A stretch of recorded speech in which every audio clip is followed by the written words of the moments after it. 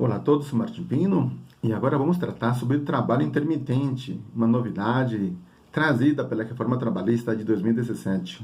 Então, onde nós encontramos dentro da consolidação das leis do trabalho esse trabalho intermitente? Nós encontramos nos artigos 443 e 452-A dessa CLT. A definição está no parágrafo 1º do artigo 443 da CLT, que fala: considera-se como intermitente o contrato de trabalho no qual a prestação de serviços com subordinação não é contínua, ocorrendo alternância de períodos de prestação de serviços e de inatividade determinados em horas, dias ou meses, independentemente do tipo de atividade do empregado e do empregador, exceto para os aeronautas regidos por legislação própria. Então, vamos explicar rapidinho. Quando se fala, considera-se intermitente o contrato de trabalho, ou seja, o trabalhador intermitente tem carteira assinada. Muito importante salientar isso. Depois fala, com subordinação, ou seja, o trabalhador intermitente não é autônomo. Muito importante isso. Também aqui já destoa de uma relação de emprego típica, porque aqui fala que o trabalho intermitente não é contínuo. Não existe o princípio da continuidade. Vamos explicar daqui a pouco isso. Então, muito importante salientar isso. Tá? Outra coisa também, quando que entra, por exemplo, a subordinação, no caso. A subordinação entra quando o trabalhador intermitente aceita a convocação do empregador. Ou seja, o trabalhador intermitente vai ter subordinação quando o empregador chama ele, convoca, e o trabalhador intermitente aceita essa convocação. A partir do aceite, começa a subordinação. Antes, não. Ah, mas se ele recusar, seria indisciplina e insubordinação? Não. Isso conforme o parágrafo 3º do artigo 452-A. Muito importante é isso. Ah, mas se o trabalhador intermitente ficar em silêncio, não falar nada, o parágrafo 2º do artigo 452-A fala o seguinte, que o silêncio quer dizer recusa. Silêncio não quer dizer aceite. Ah, mas o empregador tem quanto tempo para chamar o trabalhador intermitente? Então, o parágrafo 1º do artigo 452 fala que ele pode chamar até pelo menos 3 dias corridos de antecedência, ou seja, pode ser 3, 2, 1 dia de antecedência. Então, pelo menos 3 dias, ou seja, pode ser antes. É muito importante salientar isso.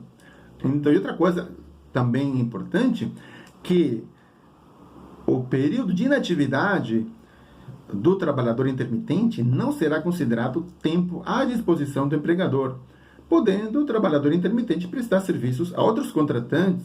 Daí que vem a questão de não pagar salário mensal, porque o trabalhador intermitente não fica à disposição do empregador. Só vai ficar à disposição do empregador quando sentar a convocação feita pelo empregador. Isso está no parágrafo 5º do artigo 452-A da CLT. Então, mas o pagamento, como é feito o pagamento? Mensal? Quinzenal? Não, o pagamento é na hora, no término da prestação de serviços, e no momento no qual termina.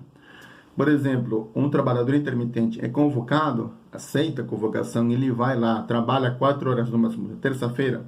Terminando essas 4 horas de trabalho, ele vai receber a sua remuneração.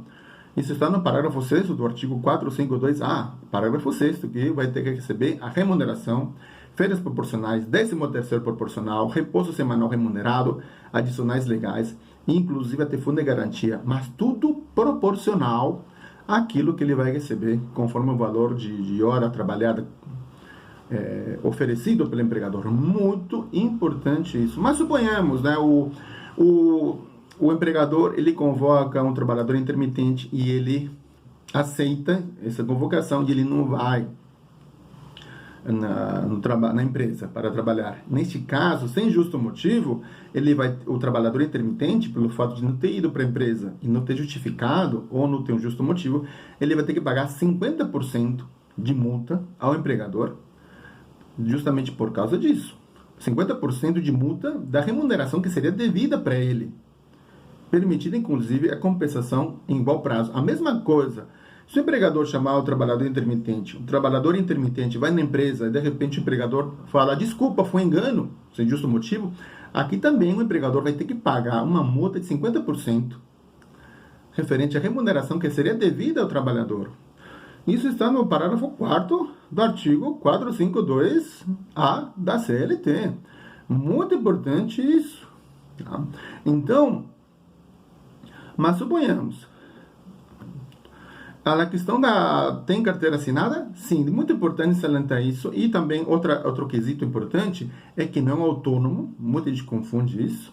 E outra coisa, o trabalhador intermitente não pode ter dia e horário pré-estabelecido. Não pode ser, em regra, não pode ser um trabalhador intermitente por pacote. Por quê? Porque havendo dias e horários pré-estabelecidos, não haverá trabalho intermitente, e sim um trabalho parcial, entrando já na seara do artigo 58A da CLT. Muito cuidado com isso.